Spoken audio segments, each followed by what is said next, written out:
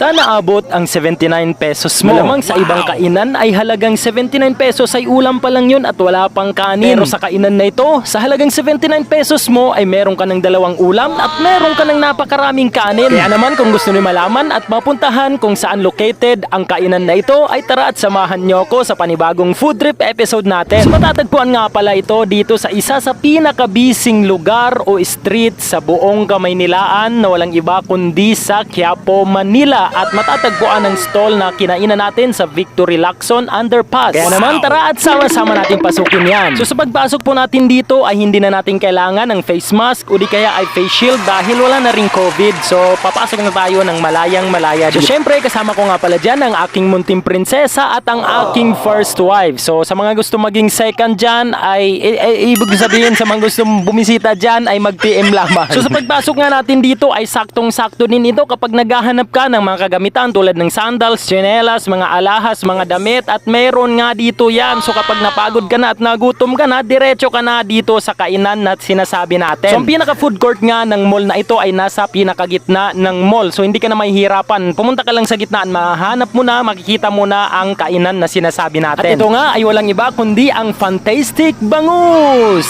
So dito nga ang mga combo meals nila nakadikit din sa kanilang mga dingding. So hindi ka na mahihirapang pumili sa kung ano man ang gusto mong kainin. So meron silang dalawang ulam na halagang 79 at halagang 69. Dito naman sa tigisang ulam lang ay meron silang 49 pesos at meron silang 59 pesos. So talagang swak na swak sa budget talaga. So pagkatapos pala natin mag-order ay mag-antay ka lang ng mga ilang saglit na minuto dahil lulutuin pa dito mismo freshly cooked ang iyong kakainin dito sa Fantastic Bangus. So habang inaantay natin na maluto ang order natin ay ipakita ko muna sa inyo ang kanilang munting stall. So ganito nga lang ang kanilang stall. Meron silang dalawang lamesa dito sa labas ng kanilang stall. Alam naman natin na napakaliit ng Victory Mall kaya ganito lang ang liit ng kanilang space. So sa palagay ko naman kapag pinagdugtong natin ang lamesa na ito ay kasya dito ang 7 katao inshallah. At pwede ka rin ditong bumili ng mga cellphone cases o di kaya magpa-tempered ng iyong cellphone at magpaayos. Kung sira yung cellphone mo ay saktong-sakto dahil maraming technician na nag-aayos dito ng kahit anong klaseng cellphone. At pagkalipas nga ng ilang minutong pag-aantay ay sa wakas naluto na rin ang ating order. So ang una nga rito ay ang daing na bangus with sisig na bangus at napakaraming kanin talaga nito. Hindi ko expected na ganito siya karami. At syempre hindi mawawala yung traditional sauce, mayroong kalamansi, mayroong toyo at sili para sa daing na bangus. At pangalawang order naman natin ay ang beef tapa with chicken tocino. So excited akong tikman itong chicken tocino at beef tapa dahil hindi pa ako nakakain ito sa buong buhay ko. So ngayon matitikman na natin to. So last but not the least na order natin ay itong beef tapa at ang steak bangus. So ano pang hinihintay natin? Tara at tikiman time na!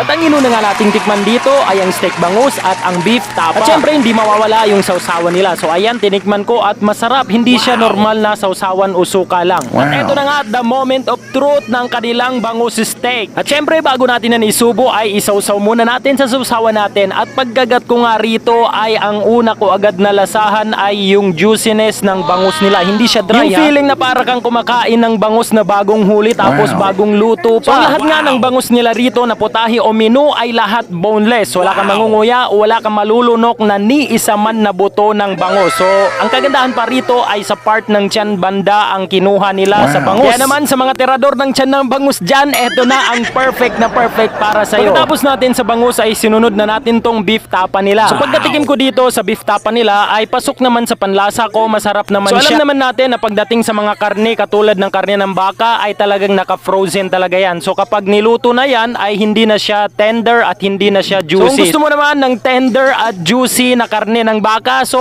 umuwi ka ng probinsya, manghuli ka ng baka doon, katayin mo, kainin mo, lutuin mo. So bahala ka na doon para makakain ka ng juicy at tender na karne ng baka. Pagkatapos noon ay sinunod na natin tong chicken tocino na curious ako kung anong lasa nito dahil for the first time ko makakain ng sinasabing tocino. So nung malasahan ko siya ay ganito pala ang lasa niya. So numatikman ko nga ito ay ang una kong napansin dito sa tocino, chicken tocino ay manamis-namis siya. So hindi ko sa inyo maipapaliwanag kung anong lasa niya, basta malalasahan nyo to kapag nandito na kayo dahil wala siyang kalintulad o wala siyang kahambing na pagkain na nakasanayan natin. Pagkatapos ay sinunod na natin itong sisig na bangus with daing na bangus. So nung matikman nga natin itong sisig na bangus nila ay matitikman natin dito ang iba't ibang sangkap na nilagay nila dito, pati na yung especially yung green chili. Pero masasabi ko sa inyo hindi maanghang yung green chili nila rito. Kaya naman kung hindi hindi ka talaga chili lover, ay perfect ito para sa'yo. At last but not the least ay ang daing na bangus. So syempre hindi ko muna ito sinausaw sa sausawan natin para malasahan natin yung tunay na lasa ng daing na bangus nila dito, at perfect na perfect ganun pa rin. Napaka-juicy, napaka-tender yung bangus nila dito. So kung tatanungin nyo ako kung okay ba dito at sulit ba dito, so ang masasabi ko lang ay okay na okay kumain dito, sulit na sulit, swak na swak, presyong pangmasa talaga. Paano nga ba naman hindi magiging sulit? Sa halagang 69 o 79 pesos mo ay meron ka ng dalawang ulam at meron ka ng napakaraming kanin, o diba? So alhamdulillah, kakatapos lang natin kumain dito sa Fantastic Bangus, at kasama natin yung nangangasiwa dito sa pwesto na ito. Una po sa lahat, magpakilala po kayo brother sa mga kakapanood sa video natin. Alhamdulillah, ako po pala si Abdul Aguilar, isang balik Islam po. Saan nga po pala ito located?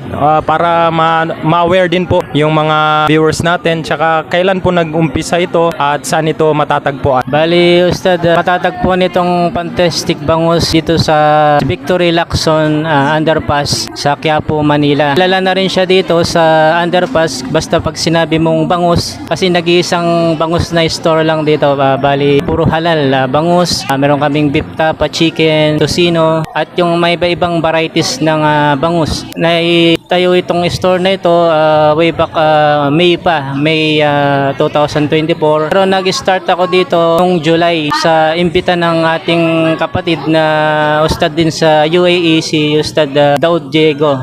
Sabi niya, bro, baka gusto mong subukan na tumao dun sa store namin sa Quiapo, Manila, sabi niya.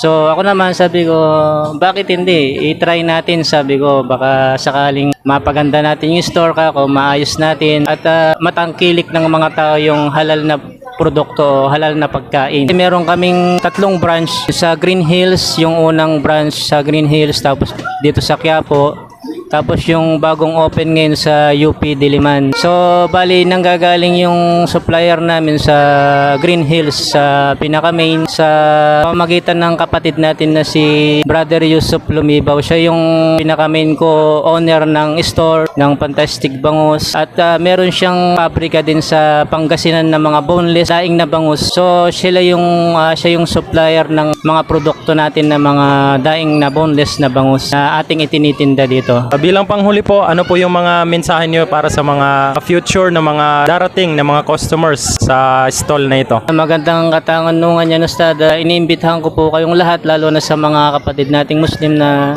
tangkilikin po natin yung kaing halal, yan, produktong halal, at yung mga kapatid natin na mayroong mga business, tangkilikin po natin sila. Sa lahat po ng mga tao na nanonood ngayon, mapa-Muslim man o Kristiyano, try nyo pong subukan dito na pumasyal sa Victory Underpass, Lacson Underpass sa Quiapo, at matry nyong tikman yung paninda po namin na halal food na boneless bangus, daing na bangus, beef tapa, at chicken tocino. So nawa ay makapasyal kayo dito at matikman ninyo ang mga masasarap na putahe ng bangus, ganun din ang tocino at beef tapa. So makakatikim kayo dito. Ako for the first time ko po bro na makatikim ng tocino, kasi karamihan sa kapag naririnig na tocino yung haram po, di ba? Pero ngayon alhamdulillah nakatikim na tayo ng halal na tocino. So ganun pala, chicken tocino. So sa mga makakapanood sa video na ito ay welcome po kayo dito sa Fantastic Bangus. Bisitahin nyo, itry ninyo at suportahan natin ang halal na paninda ng ating mga kabatirang Muslim. Assalamualaikum warahmatullahi wabarakatuh. So ayan, at simot sarap nga ang in-order natin. Walang tira at walang buto dahil nga boneless ito. So sa mga bibisita dito sa Fantastic Bangus ay i-mention nyo lang ako, o di kaya naman itag nyo lang ako. Syukran!